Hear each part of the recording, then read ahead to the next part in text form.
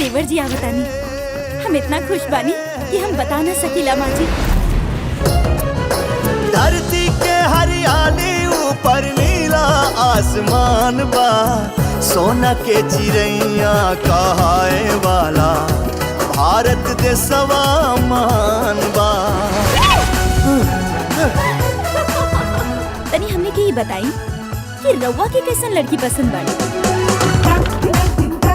हमके तो बिल्कुल आपके ही जैसे, आपके परछाई चाहिए। ऊपर वाला के बनावल हसीन नेमत बाड़ू तो के कैसे बताई कितना खूबसूरत बाड़ू। भर के बहिया में हम के तू नजर बंद। हमरा सूरज से प्यार हो गया। हमरा से काला तू ना दिलदार सवरिया हो। तोरा बिना हमर जीवन संभव नहीं के।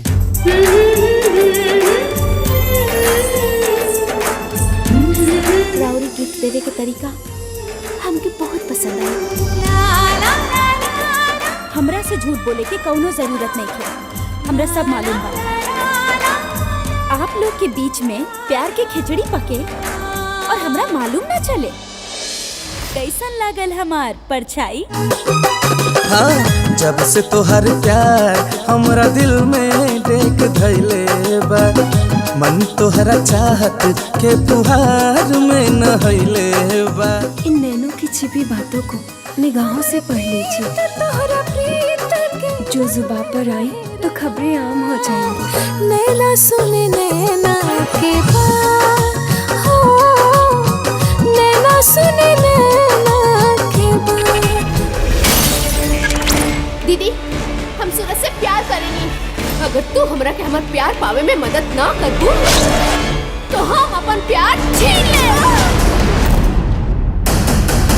हम मधु के घर के बहू बनावल चाहता।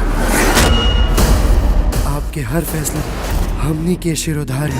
रूठल किस्मत भैनिया भागा के करना। नियति खुशी भी देवेला तो के छीन भी लेवेला।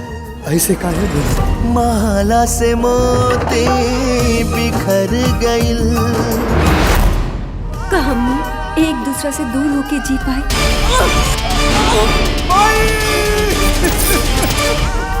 शादी हुई और यह मंडप में।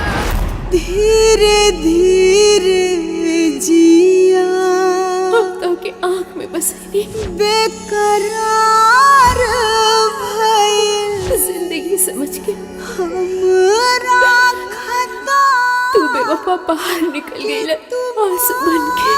फकरा दीदिया के दे